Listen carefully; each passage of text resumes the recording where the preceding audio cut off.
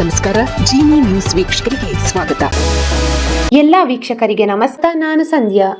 ತೀವ್ರ ವಿರೋಧದ ಮಧ್ಯೆ 4 ಗ್ರಾಮಗಳ 5,000 ಎಕರೆ ಸ್ವಾಧೀನಕ್ಕೆ ಅಧಿಸೂಚನೆ. ಬಿಡದಿ ಟೌನ್ಶಿಪ್ ಪ್ರಕರಣಕ್ಕೆ ಹೊಸ ತಿರುವು. ಬಿಡದಿ ಟೌನ್ಶಿಪ್ ವಿರೋಧಿಸಿ ರೈತರ ಹೋರಾಟ. ಸರ್ವೆಗೆ ಹೋದ ಅಧಿಕಾರಿಗಳು ಮಹಿಳೆಯರು ಪೊರಕೆ ದಾಳಿ ನಡೆಸಿದ್ದ ಬೆನ್ನಲ್ಲೇ ಯೋಜನೆಯನ್ನ 2 ತಿಂಗಳ ಮಟ್ಟಿಗೆ ತಾತ್ಕಾಲಿಕವಾಗಿ ಸ್ಥಗಿತಗೊಳಿಸಲಾಗಿದೆ ಎಂದು ವರದಿಗಳು ತಿಳಿಸಿವೆ. ರೈತರ ಅಭಿಪ್ರಾಯ ಸಂಗ್ರಹಕ್ಕಾಗಿ ಸಮಿತಿಯೊಂದನ್ನು ರಚನೆ ಮಾಡಲಾಗಿದ್ದು, ಇದು ಕೊಡುವ ವರದಿಯ ಮೇಲೆ ಮುಂದಿನ ಹೆಜ್ಜೆ ಇಡಲು ಸರ್ಕಾರ ತೀರ್ಮಾನಿಸಿದೆ.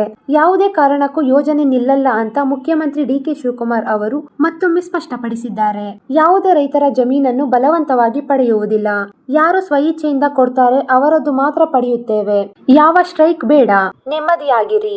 ಬೇಕಾದ್ರೆ ನನಗೆ ಪೊರಕೆಯಲ್ಲಿ ಹೊಡೆಯಿರಿ, ಉಡ್ಸ್ಕೊಂತೀನಿ. ತಪ್ಪು ಮಾಡಿದ್ರೆ ಹೊಡೆಯಲಿ, ಅಧಿಕಾರಿಗಳಿಗೆ ಹೊಡೆಯುವುದು ಬೇಡ ಅಂದ್ರು. ಅಲ್ಲದೆ ಕುಮಾರಸ್ವಾಮಿ ಅವರ ನಿರ್ಧಾರವನ್ನು ನಾನು ಮುಂದುವರಿಸಿದ್ದೇನೆ. ಕುಮಾರಣ್ಣ 8,000 ಅಡಿ ಅಂದಿದ್ದರು, ನಾನು 9,000 ಅಡಿ ಅಂತ ಮಾಡಿದ್ದೆ. ಈಗಾಗಲೇ ಜಾರಿ ಇರುವ ರೆಡ್ ಝೋನ್ ಮುಂದುವರಿಯುತ್ತದೆ ಅಂತ ಡಿಕೆಶಿ ಸ್ಪಷ್ಟಿಸಿದ್ದಾರೆ.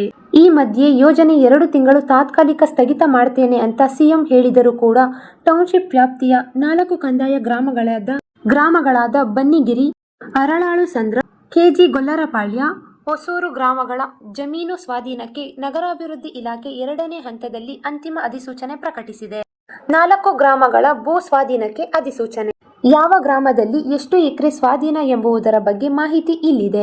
ಕೆಜಿ ಗೊಲ್ಲರಪಾಳ್ಯ ಗ್ರಾಮದ 221 ರೈತರ 315 ಎಕರೆ, ಬನ್ನಿಗಿರಿ ಗ್ರಾಮದ 1,205 ರೈತರ 775 ಎಕರೆ, ಅರಳಾಳು ಸಂದ್ರ ಗ್ರಾಮದ 2,087 ರೈತರ 1,460 ಎಕರೆ, ಹೊಸೂರು ಗ್ರಾಮದ 2,995 ರೈತರ 2,390 ಎಕರೆ.